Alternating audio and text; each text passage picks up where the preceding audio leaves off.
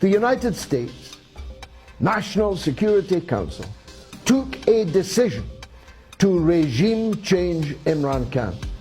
Pakistan, a country of 220 million people, just like that, the National Security Council decided that their Prime Minister had to go. How's that for interfering in other countries' politics?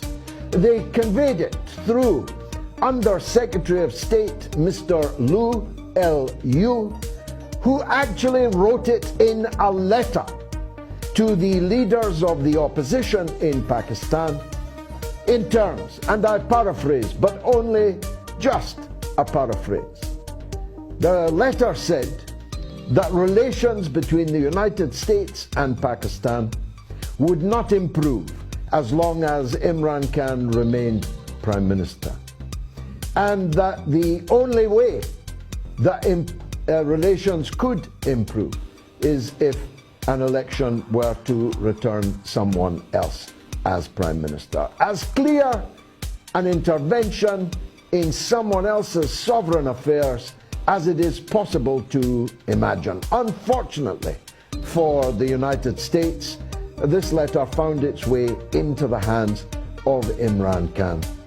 The proximate reason for it is obvious enough. Pakistan has the closest possible relations under all prime ministers, indeed even under military dictators in the past, with the People's Republic of China, its neighbor.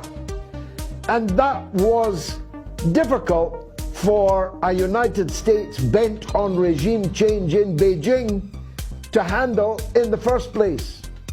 But on the first day of the Russian military operation in Ukraine, where was Imran Khan? He was in Moscow, signing a deal with President Putin to receive, at knockdown prices, a guarantee of Russian gas and a guarantee of Russian wheat, in order to heat his people, in order to feed his people, in order to keep the wheels of industry turning for his people.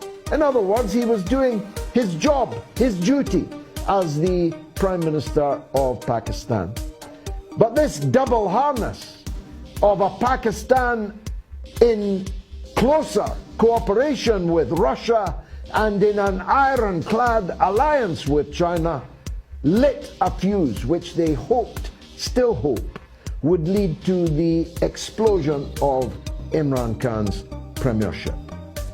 They put together a motion of no confidence, which the Speaker just kicked out of Parliament this very day, because it was the fruits of a foreign conspiracy and because Imran Khan had already asked the President of the country to dissolve the National Assembly and hold general elections within 90 days.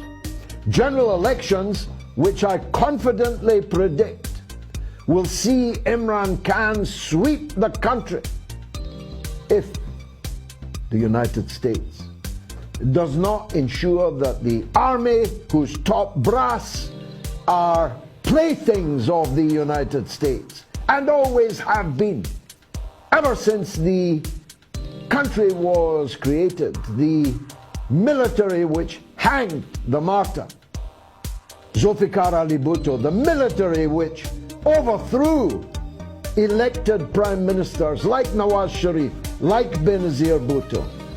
If the military rigs the election, then there will be serious trouble in Pakistan, a mighty country in a strategically vital place in the world, and of course in possession of a fleet of nuclear weapons. It doesn't get much more dangerous than that. Even worse, they may kill Imran Khan, their cricketing hero, their Prime Minister who has stood tall and been visible throughout the world as a champion of justice in Pakistan, in Asia, and in the world.